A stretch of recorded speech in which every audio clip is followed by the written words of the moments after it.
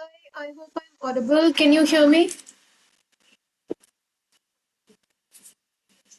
I think that you can. All right, so it's the same. All right, thank you, Rajat, for confirming. It's the same issue even for now that my eye is really swelled up. So another day or two, and then it'll be fine, and then I'll be able to turn on the camera. So now, keeping that aside, let's start with the session. I'm going to share my screen now. All right, I hope you can see the screen.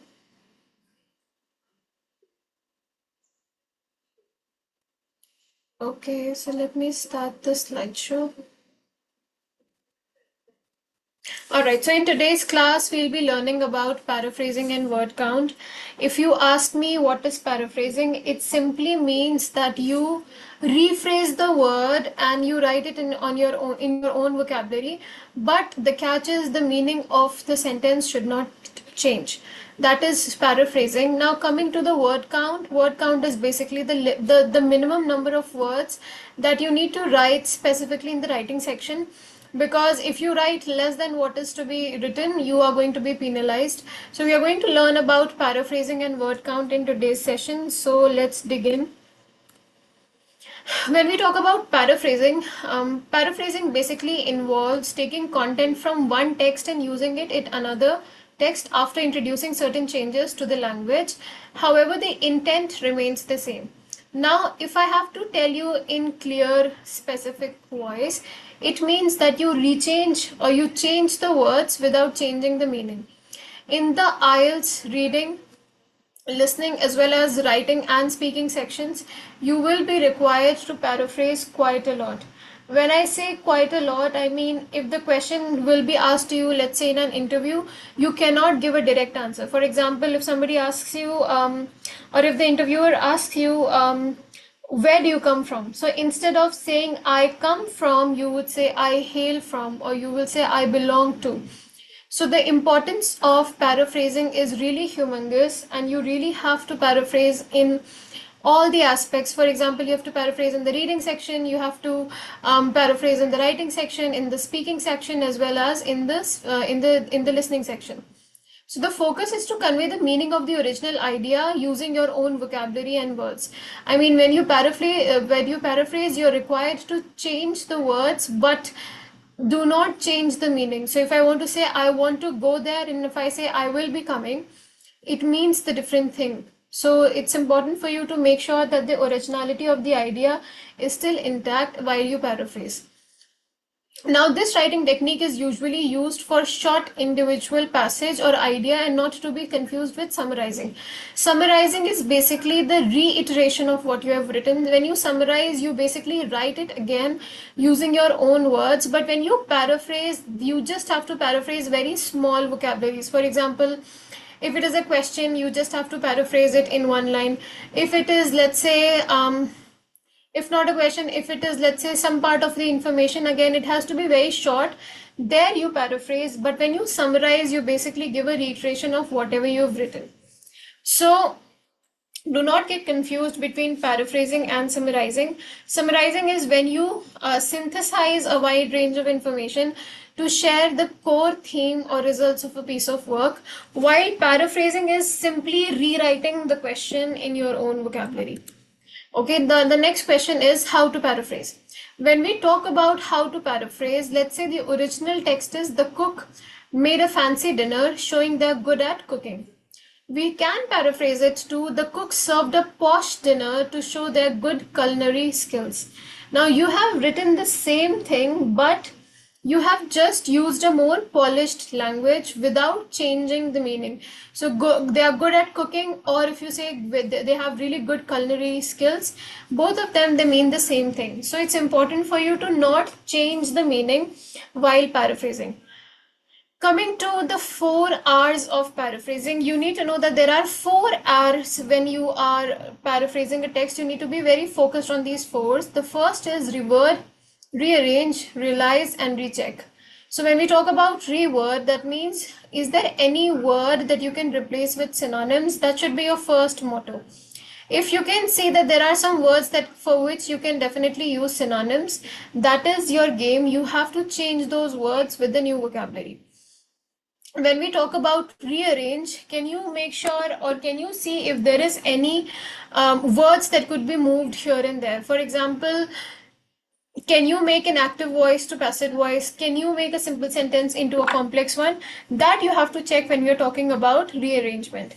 When we talk about realize, you have to also realize that if in the question there is some data in terms of name, in terms of number, in terms of figures, those changes cannot be, or those names or dates cannot be changed. So it's completely fine, and not only fine, it's more than necessary for you to make sure that you do not change those names or figures into anything else. And the last is recheck.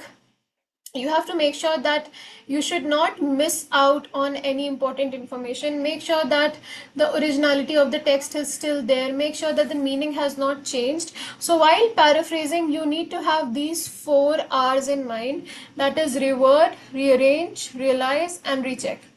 If you do that, you will be an avid paraphraser, and you have to make sure that in any of the writing section, if it is any of the essay or any of the report or any of the formal letter, informal letter, any letter that you write, you need to paraphrase quite a bit. So make sure that you learn these 4 R's. The first is revert, the next is rearrange, the third is realize, and the fourth is recheck. Now moving forward, here are some examples. See, the first original text is Shimla is an interesting place that one must visit. Now you can definitely change it to Shimla is an intriguing place and it's a must visit. Or you can rearrange it or rephrase it to Shimla proves to be a captivating destination that one must explore. Now, in all of these words, the meaning are not changing.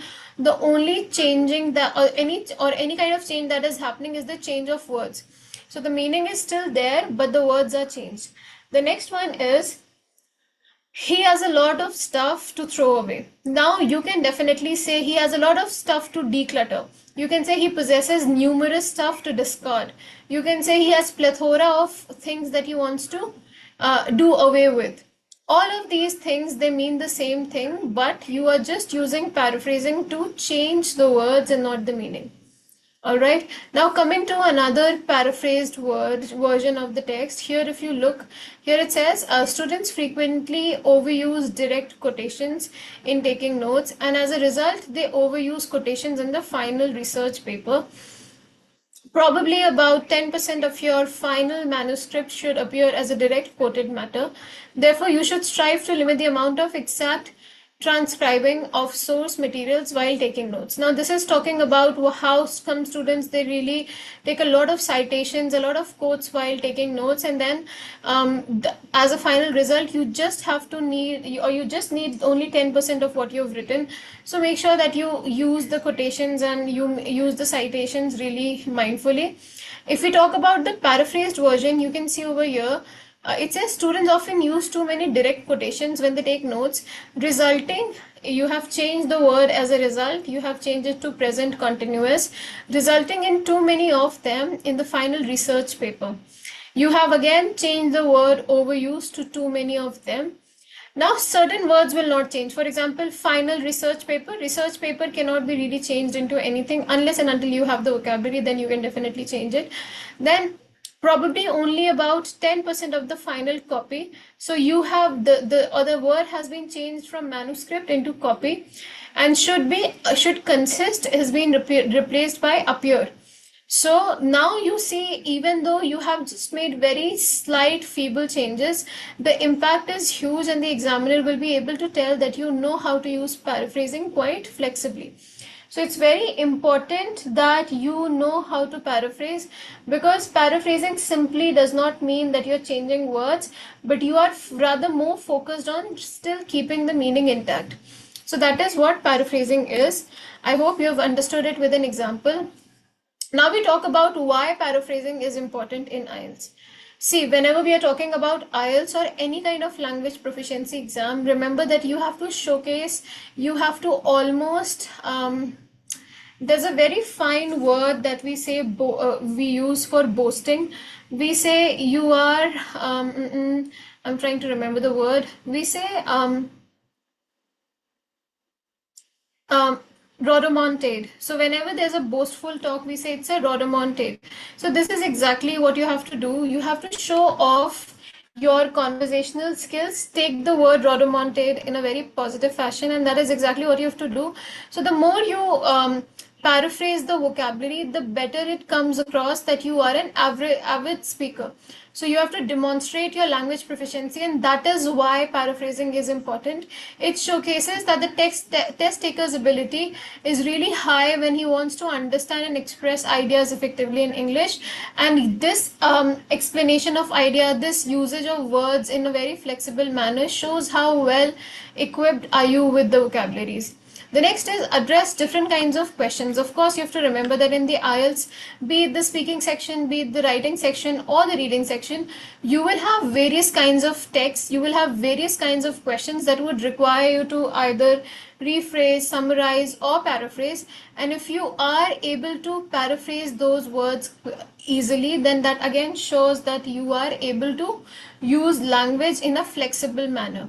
The next is improve scores. Of course, it goes without saying that if you are able to use a ton of vocabulary, it will definitely help you get better marks. So using paraphrasing effectively can enhance the coherence and cohesion of written and spoken response, and it will thereby contribute to a higher score in the IELTS exam. Remember, IELTS is all about how well can you use and how well can you mold your vocabulary. Other than that, how well can you use synonyms, how well can you paraphrase, how well can you or how well are you able to use the language in the most flexible manner. So these are certain things that you have to keep in mind when we are paraphrasing. Okay, now when we talk about paraphrasing and IELTS band scores, see, this is basically, how do we say it? This is the public band score description snippets. So let's say somebody who is at band score of 5, he will have a minimum range of vocabulary. He would have frequent errors with which will definitely cause problems with the understanding of that particular text. Now, as soon as you move from 5 to, let's say, a 7 band score, it means that you have sufficient range of vocabulary, and vocabulary will only come when you have synonyms in your disposal or at your disposal. So make sure that you understand the importance of paraphrasing, you understand the importance of using synonyms, and for a band score of 8, you need to have let's say a wide range and a wide access of vocabularies. You should be able to come up with at least 3 to 4 synonyms for important words. For example, happiness, technology, students, adults, let's say skyrocketing. Let's say if something is happy, someone is sad, so you should be able to come up with the vocabularies, you should be able to come up with synonyms for certain terms that are very prevalently used in the IELTS section. So the more sentences or the more of your sentences are error free, the better chance you have for a higher band score. Now the next question is, why do people paraphrase? See, there are definitely a lot of reasons why people paraphrase.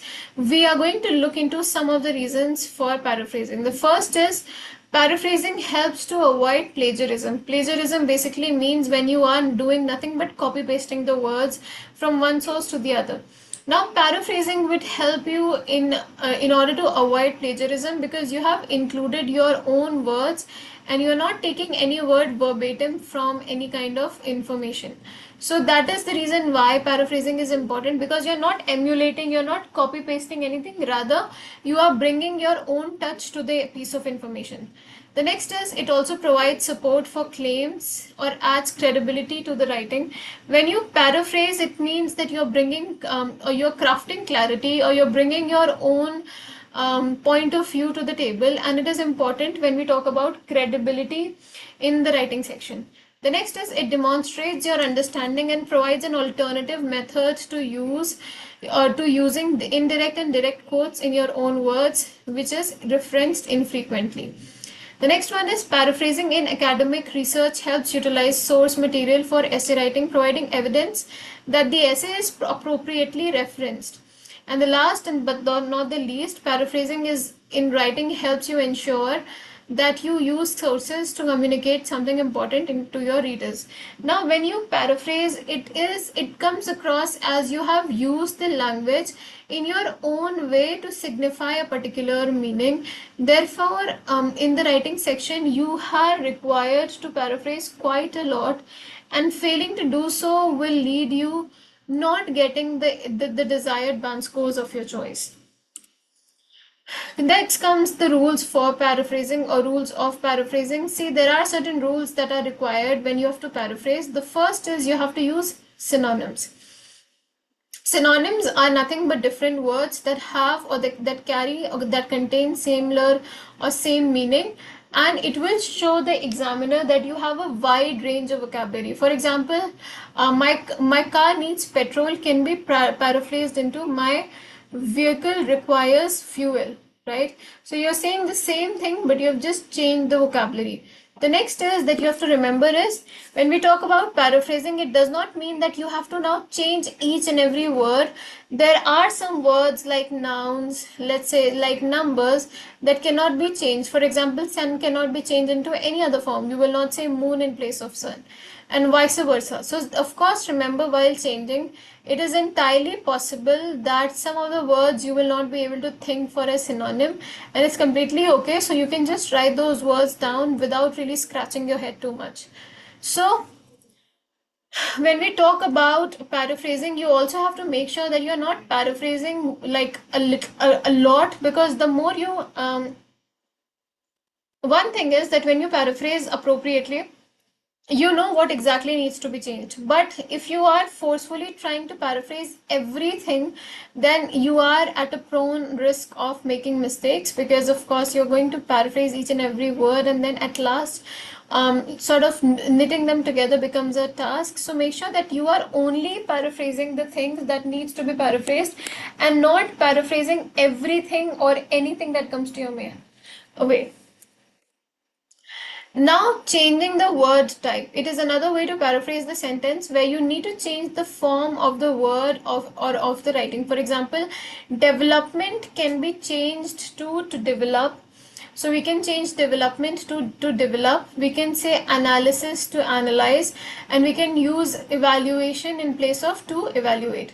So for example, if you look over here, we studied the statistics and then applied for funding. After dash the statistics, we made an dash for funding. So you will here not write after studied the statistic we made an applied for funding. You would just write after studying the statistics we made an application for funding, or we made an application, or we wrote an application for funding. The next one is synonyms do not have the same meaning and cannot always be used at the same time. Sometimes people they know synonyms, so their next task is to like squeeze the synonyms in everywhere and everything that they say or they go where to. So make sure even if you have learned the synonyms, you also know what are they contextually used and when are they contextually used. For example, if you want to say Rajdhani is a fast train, and if you say Rajdhani is a quick train, the meaning will definitely change. When you say drive slow, life is expensive, and if you write it like life slowly, life is exorbitant, it means different things. The first one is written to generate awareness, but the second one it sounds very exorbitant. It sounds more like mushy. So make sure that when you are using paraphrasing or when you are even using synonyms, you should be able to understand the context of why is it used and where it is used. And then once you understand, then definitely you can include some paraphrasing, some synonyms, and some let's say idioms in your own way. Just give me a second.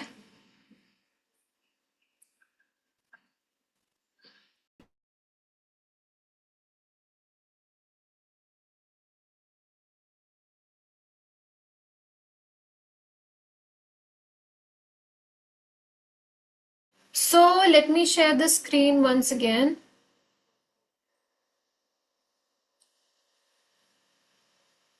All right, so I hope you can see the screen now.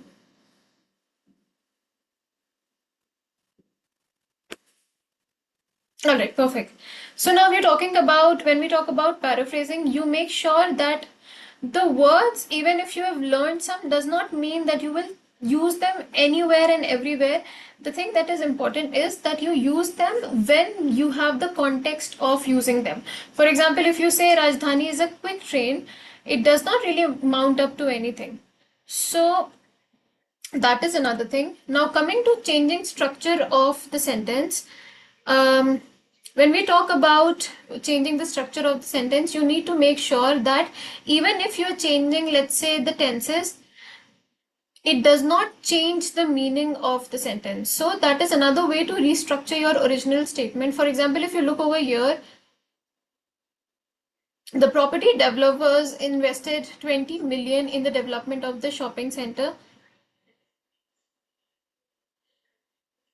And if you paraphrase it to 20 million was invested in the development of shopping centers. Now the meaning again remains constant.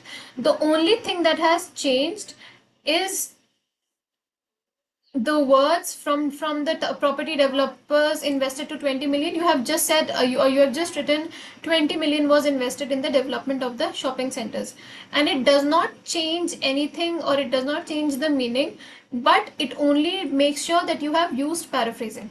The next one is the development of shopping center absorbed 20 million. You can even write absorbed a whopping 20 million investment from the property developers.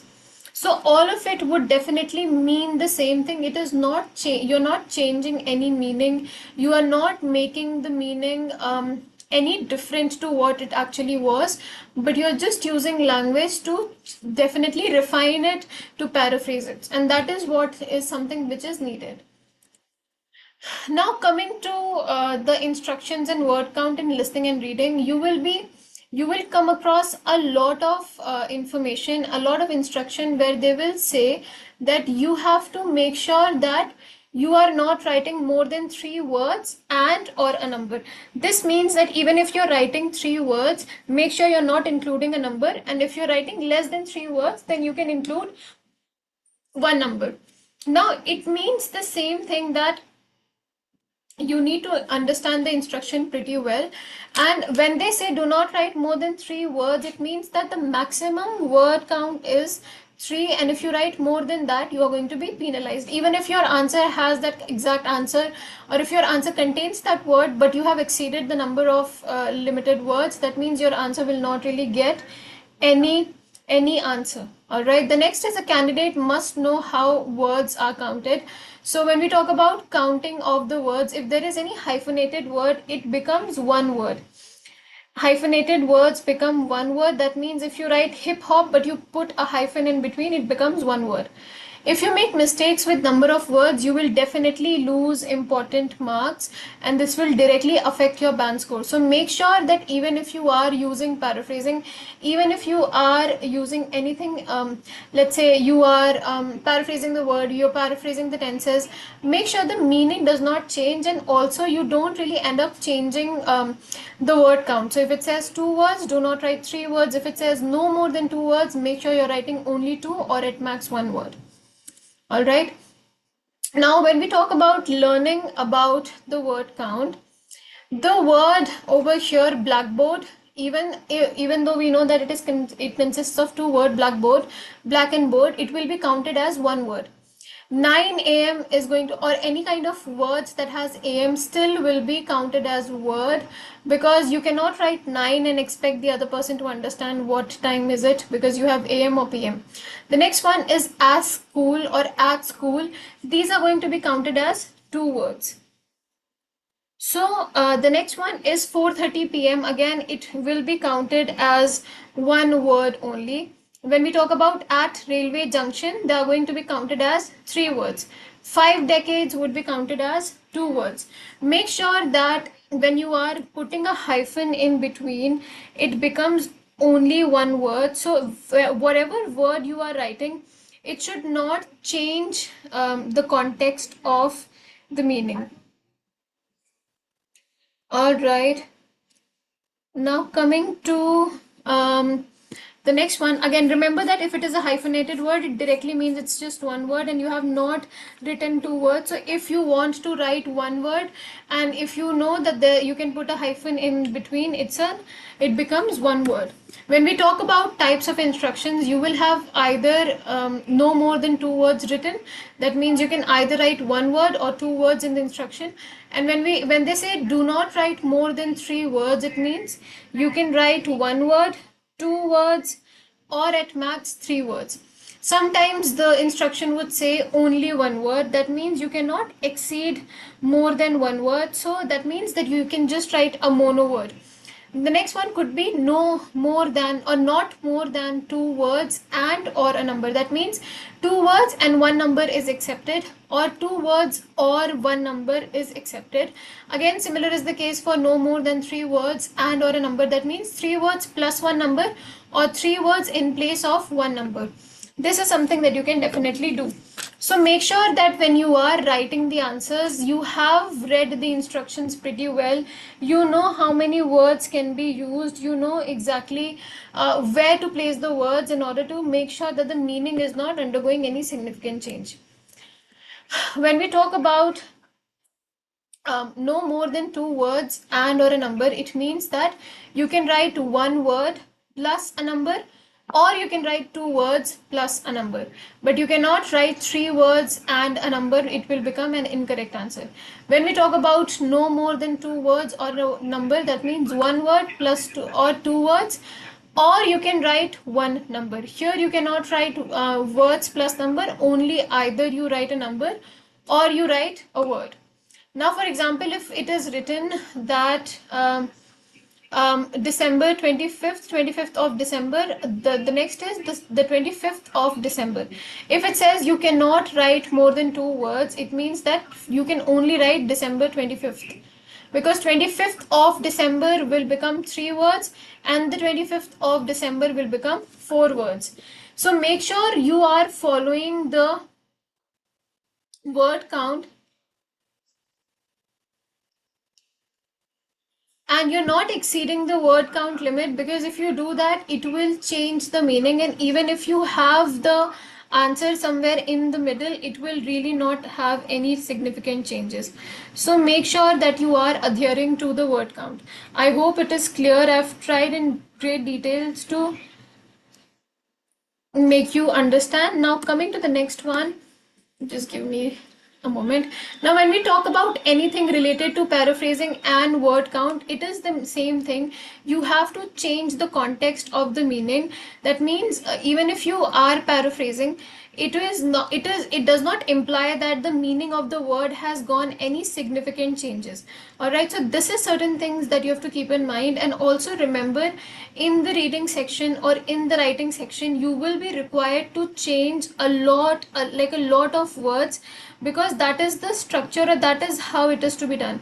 Let's say in the writing section, you will have something called let's say the question says a lot of people, they are moving abroad for further studies. Do you agree with this? Now, instead of saying yeah, I do agree with the fact that a lot of people are going abroad, you have to use words like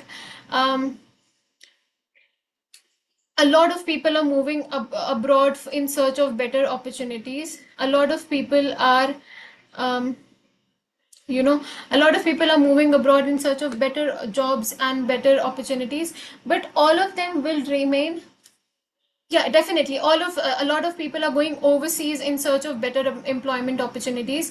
You are basically changing the word without changing the meaning, and it is really important in the writing section as well as in the reading section that you understand the meaning of, and you understand the true implication of changing and paraphrasing, and do not confuse it to summary, because a summary is reiteration of the words, while paraphrasing is something that you do for small vocabulary.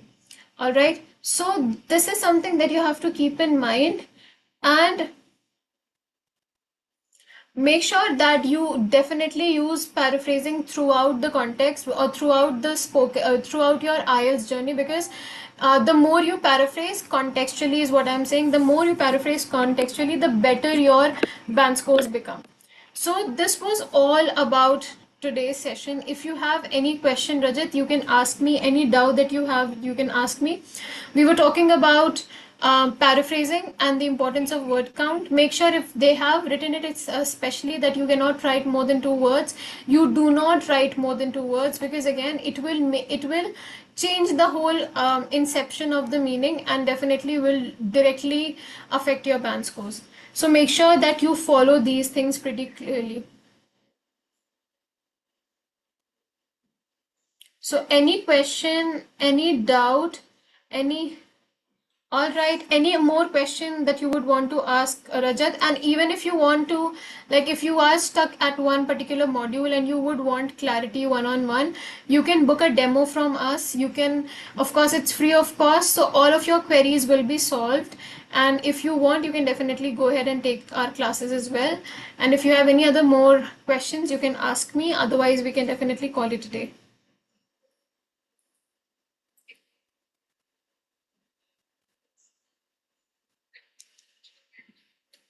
All right, thank you so much for attending the session. I will see you in the next live. Thank you so much. Take care. You're welcome. Bye.